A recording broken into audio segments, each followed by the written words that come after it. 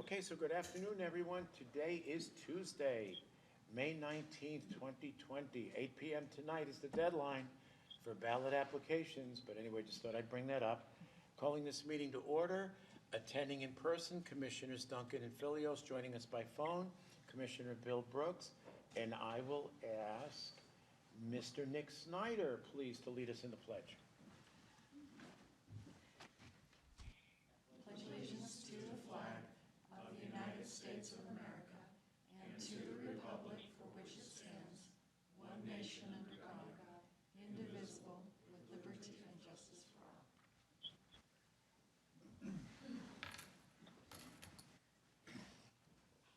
Okay, then, can we move on to the consent calendar? I move we approve the consent calendar as listed on our business meeting agenda for May 19th, 2020. I second the motion. Bill Brooks? Aye. Commissioner Duncan? Aye. Chairman Filios? Aye, and the motion is carried. And the payables list. I move we approve the payables for the week of May 11th through 15th, 2020 in the amount of $268,301.54. There are no jury panel payments. I second the motion. Bill Brooks? Aye. Commissioner Duncan? Aye. Chairman Filios? Aye, and the motion is carried. Do we have any changes to the agenda? No. Hearing none, carrying on. First of our action items. Item number 1, Memorandum of Understanding, known as an MOU with Kootenai Amateur Radio Society, our KCSO 911 organization. Would that be Colin? Yes, sir. Good afternoon, Commissioners. Colin McRoy for the record. This is a renewal for a existing MOU. Kootenai County Amateur Radio Society has some equipment in our Canfield site. We give them space, the building and the tower, for their antenna, and in return, they go take care of and weed whack the weeds inside our perimeter once a year. Okay. Colin? Go ahead. It's page 106 in my book, but I think it's the last page that you submitted. The CARS designees are different now, so does that matter that we're signing an MOU and the designees have changed?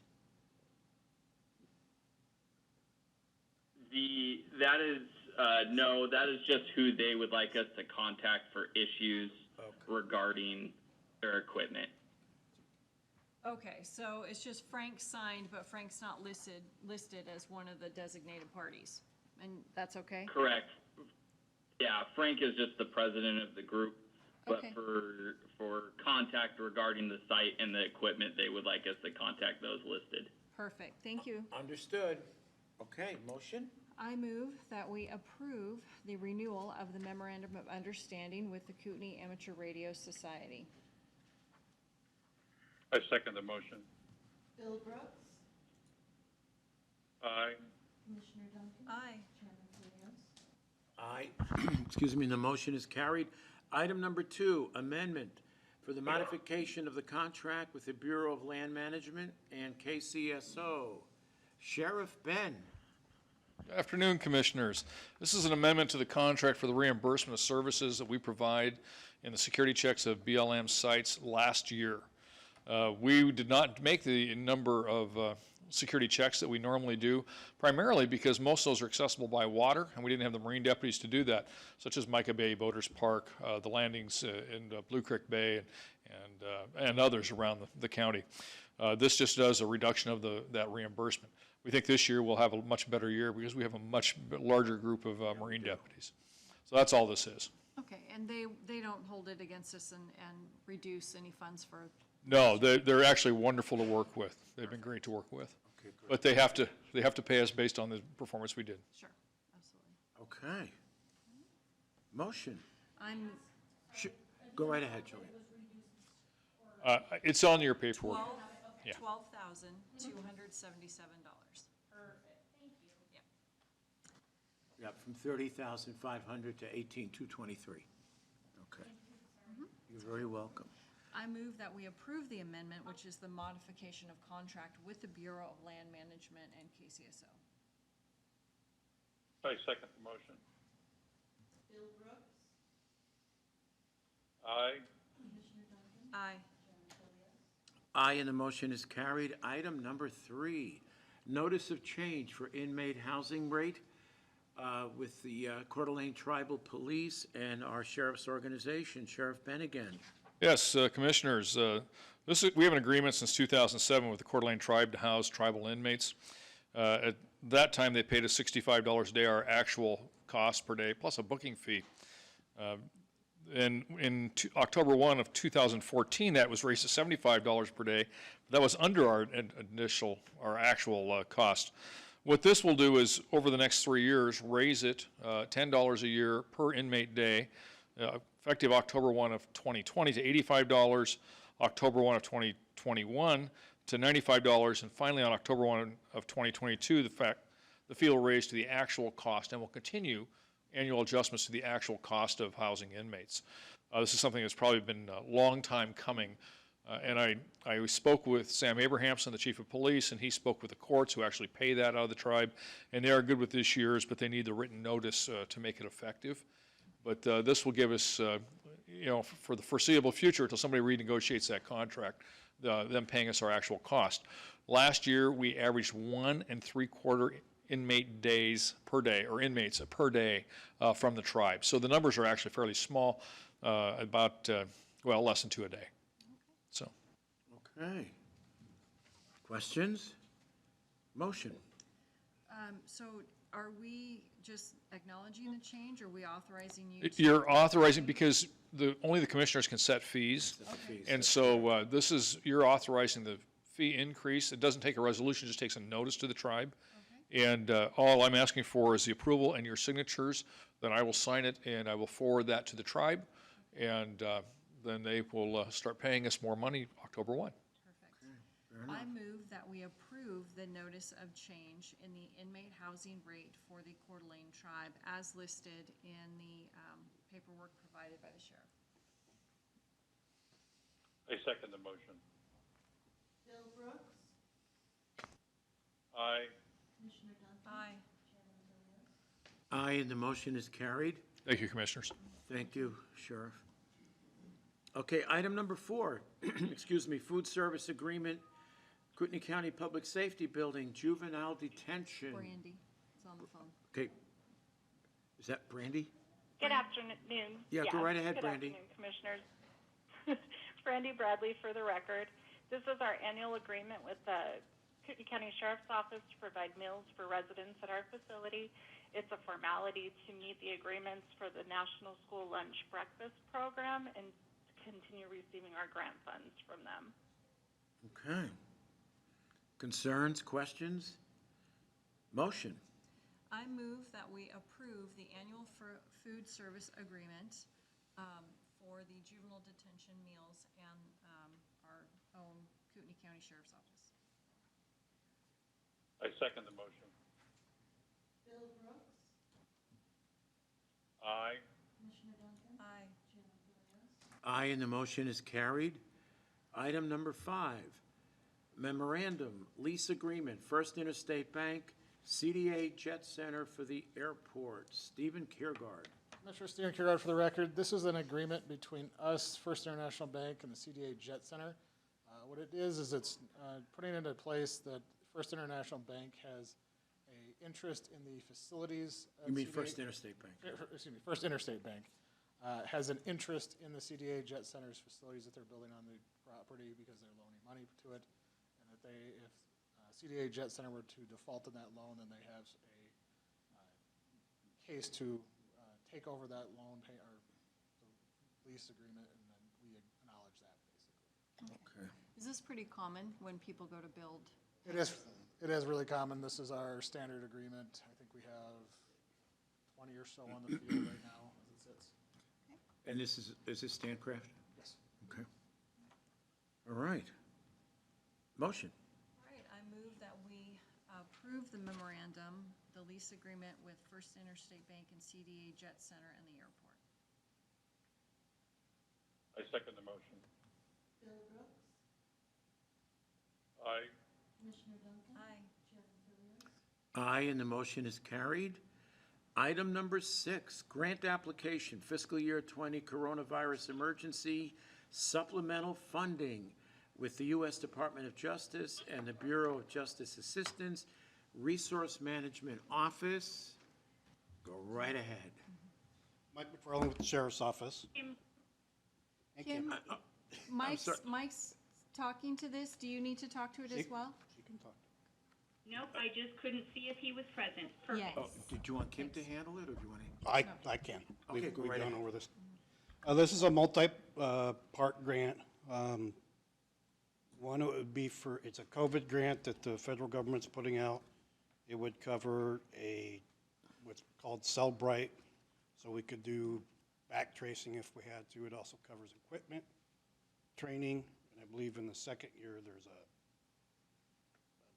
fee, So a yearly fee from then on out. Okay, which wouldn't could kick in until that second year. sure. So I'd like to do a little bit more research on the whole Cellebrite platform, and I know that other agencies use it and stuff, but I would prefer this to be brought back on June 9th because we'll already have started deliberations, and adding it to the budget and stuff, I think we need to take that into consideration, that kind of thing, so. And I noticed that the grant's not due for quite some time, I think. Is that the 59,000? The application is due on May 29th. Yeah. The application is? Yeah. Okay, because I noticed in the paperwork, it says like November 30th? Is that, That might be the grant award date? Is that right? well, I believe so. not. Yeah, it was the 29th. Okay, so then I would probably have to say no to the Cellebrite part of it and then say yes to your PPE request. Because I know that there's a big PPE request in that. Let's see, do we have one more Tuesday until, Yeah, we do. May? Yeah, we do. okay. Because next Tuesday would be the 26th. So I think we're okay. Do you want to postpone it to next week? Yeah, that's fine, we can. I was just hoping to get it, a little bit more time, because this week's shot already, and Okay. next Monday's a holiday, so. That's true. But that's fine if you want to bring it back then, and I'll Yeah. see how much I can do between now and then. Okay, why don't we do that now? Is it questions on the Cellebrite? Or Cellebrite? Yeah, just the fact that it's contact tracing, and, you'll be taking people's cell phones and downloading the information, and, I just kind of want to know a little bit more about the process, and where's the information going to be stored? How long will it be stored for? I just have a bunch of questions that I wanted to do a little bit more research on. Okay.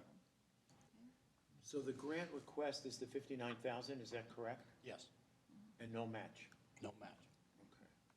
Okay, so we'll get it on the agenda for next week and hopefully do a little background. Bill, you okay with that?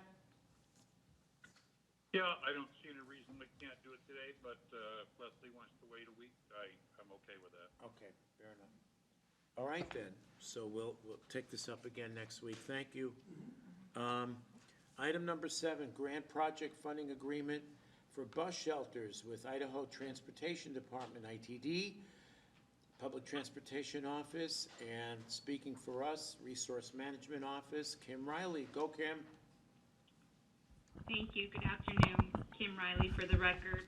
We came before you requesting permission to apply for these funds back in June of 2019. We are a subrecipient of, with ITD, of FTA funds, and we finally have the award, and this is for the bus shelters, C15, which is at Panhandle Health, and B3 at Celtice and Hutter. Oh. Is that B26? B3 on the application. Okay, here it says located at C15 and B26. I'm not sure what let me,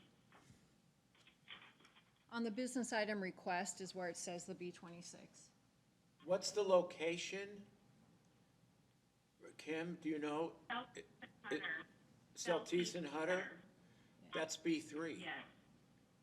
Yeah, Bill, that's B3. Yeah, Yeah, go ahead. I see on the front of it, it says B3. I do see on the back where it says B26. Yeah. Okay, so it needs to be corrected? Yeah, and it's just our internal I will document. verify. I'm looking at the agreement itself right now.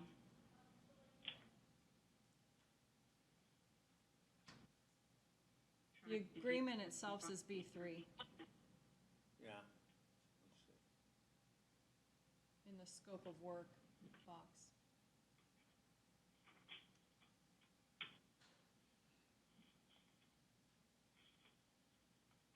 Yeah, it says B3 there as well. I believe B3 is correct. Okay. Yeah, I mean, if it's Celtice and Hutter, that is B3, the infamous B3. Right, that's Yeah. what it says on our map. Okay. Bill, you all right? As long as we correct it to say B3, We can do don't that. want somebody working on B26. Yeah, Yeah. no, Finding out that we're in the wrong. Yeah. no, we're fine. Kim will take care of it. It's the Okay. internal document. Okay, that- Yeah. Okay. ITD is good. correct. Okay, motion. I move that we approve the grant project funding agreement for bus shelters C15 and B3 as outlined in the Idaho Transportation Department's memo. I second the motion. Bill Brooks, Aye. Commissioner Duncan, Aye. Aye, and the motion is carried. And by the way, I neglected to do something. I want to call Mr. John Graham, who's also a candidate for sheriff. John, I apologize. You wanted to speak before we did this, but please take the floor. Go ahead. Thank you. And no problem, Commissioner. I wanted to speak on this Department of Justice grant for the Cellebrite program Oh, and voice my concern about that. This, sorry, did I? No, Maybe go it was right ahead. Go right miscommunication, ahead. but that's fine. There's no rush in purchasing the software. Coeur d'Alene Police owns it, and with many municipalities facing budget shortfalls in the coming years, I want to make sure that the sheriff's office has negotiated the absolute best price for the software and ongoing maintenance. Last week we heard, that we've been paying maintenance on software for many, many years, and now we're having to buy new versions, and that's just not how software and software maintenance is supposed to work. The other thing that I'm very, very concerned with is I'm doing some research on Cellebrite, and they're not complete in their description of where the data is stored and how exactly this contact tracing is deployed. And it's one thing I've noticed, it doesn't matter what side of the argument, of the COVID-19 argument people fall on, nobody is in favor of this contact tracing. So before you vote on it, I would encourage you to please publish or find out what strings are attached to this Department of Justice grant. If you want to buy the software for our own use, because it is a valuable tool, then let's pay for without the strings attached. So that's all I had to say. so it actually works out for the best that Commissioner Duncan asked for another week, so. I don't think a week's going to be enough. I don't know You what the mean to urgency. investigate it? It needs to be investigated. Well, if it comes to that. And the other we'll thing do too what we is need to do. what's the rush for spending money right now? I think. I think the rush is The- just the the rush grant is the funds application date, yeah. available. Well, then let's find out what the strings are. And if there are no strings attached or the strings are, something that we can mitigate, then that's fine. But if it requires the sheriff's office to go against what our values in Kootenai County are as far as privacy and things like that, then vote against Kim, did you say that application date was May 28th or 29th? 29th. It's May 29th. Go right ahead, Jelena. Jelena Hildreth for the record. Just, because you may not be aware, but just because we commit to applying for it does not mean we're Jamila. committed to the grant. Jelena, just use Jelena, grab the- the mic. Oh, I'm sorry. I didn't realize there was one over here. It's taped down, so be careful. Well, Ooh, easy, it was easy. taped down. Anyway, what I was saying is just because we apply for it doesn't mean that we're committed to it. So in the event we do apply and then you guys do not you. That's a good point. Find Good point. some information That's a that good point. makes you not want to do, we don't have to accept it, just so you're aware. Just because we apply does not mean that we're Valuable committed. information. Thank you very Yeah. much. Thank you. Thank you, John, appreciate it. Thank you. Okay, so we took care of item 7, didn't we? Okay, that is B3, we're gonna, okay.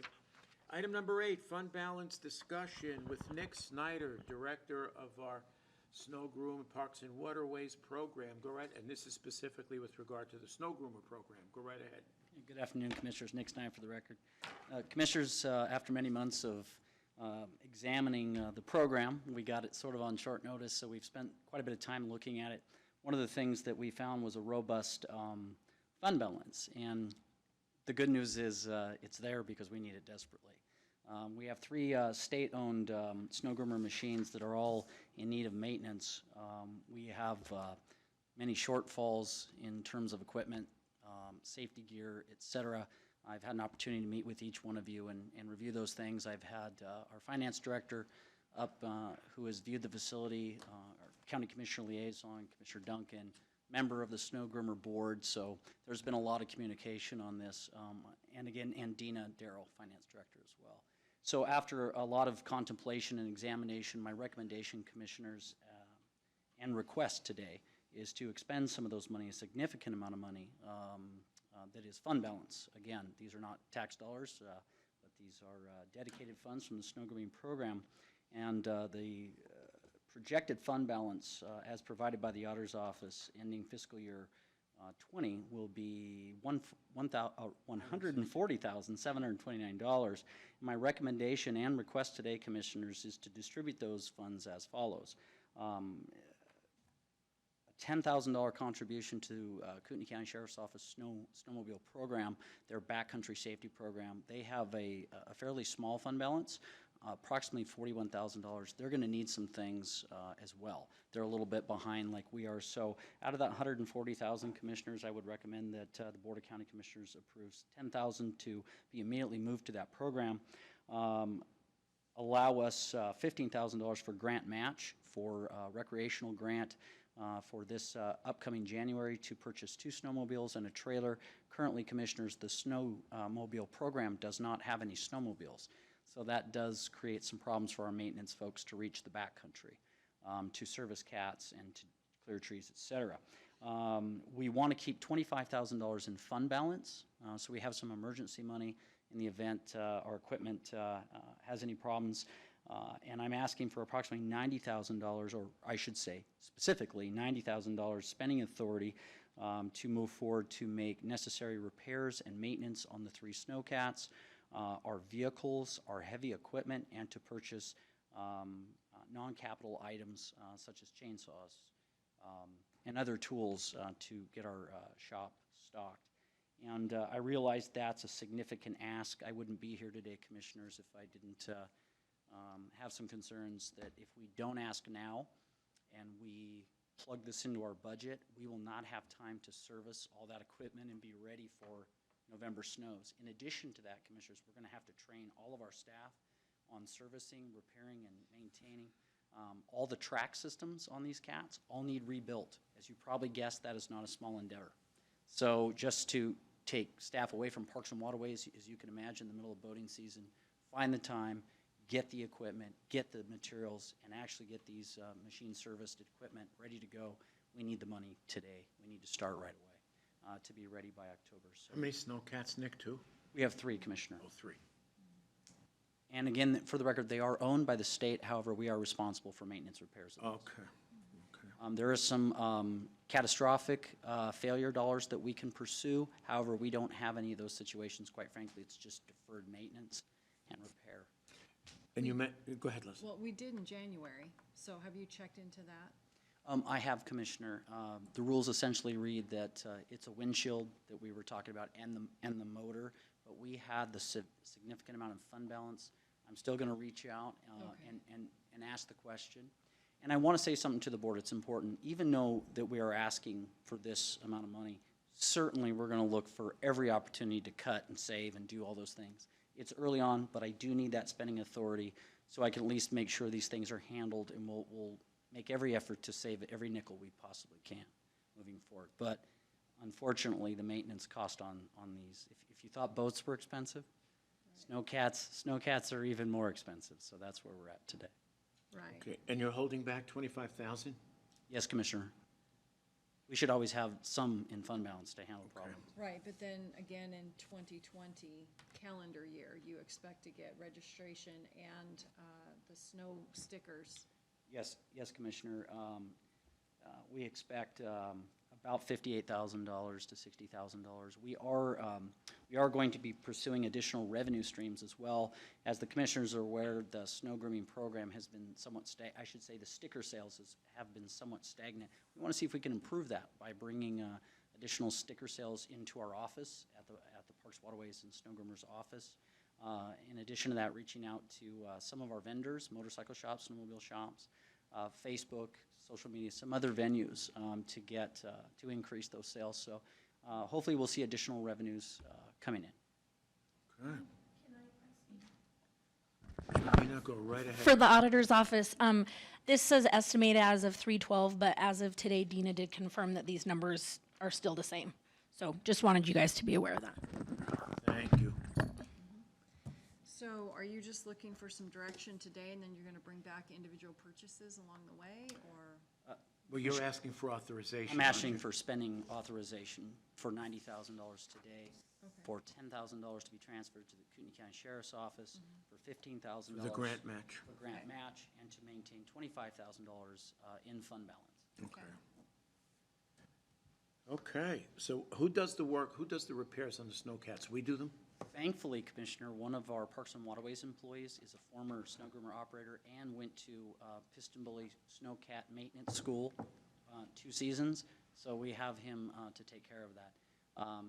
If we didn't, that cost is not $60,000. If you might remember, Commissioners, it's about $90,000. So it's a significant savings because we have our staff. Because we have the staff. And he'll be training other staff members as well, so that's incredibly valuable. Cool. And then hopefully the state will start replacing them with much cheaper to maintain snowcats. Yes, Commissioner. In addition to that, I think just staying on top of the full amount of maintenance each year will help cut down these costs in the future. Are these high maintenance, Nick? You know, Commissioner, from what we can tell, the answer is no. They're expensive to repair. They're somewhat expensive to maintain. But if you keep up on those maintenance items, I'm not going to say it's cheap because it's not, but it's more affordable. I cannot see a time that I'm ever back in front of the board asking for this, Commissioners. Fair enough, okay. Bill, any questions? No, I really don't have any. Motion? All right, I move that we direct Parks and Waterways and Snow Groomer Director to have the following spending authority: transfer $10,000 from the Snow Groomers Fund Balance to KCSO for their snow groomer or their snowmobile program, $15,000 in grant match, $90,000 in maintenance, and $25,000 will be kept in fund balance. Okay. I second the motion. Bill Brooks, Aye. Commissioner Duncan, Aye. Aye, and the motion is carried. Thank you, Public Commissioner. comment? Hearing none, 2:29, meeting adjourned. Thank you, everyone.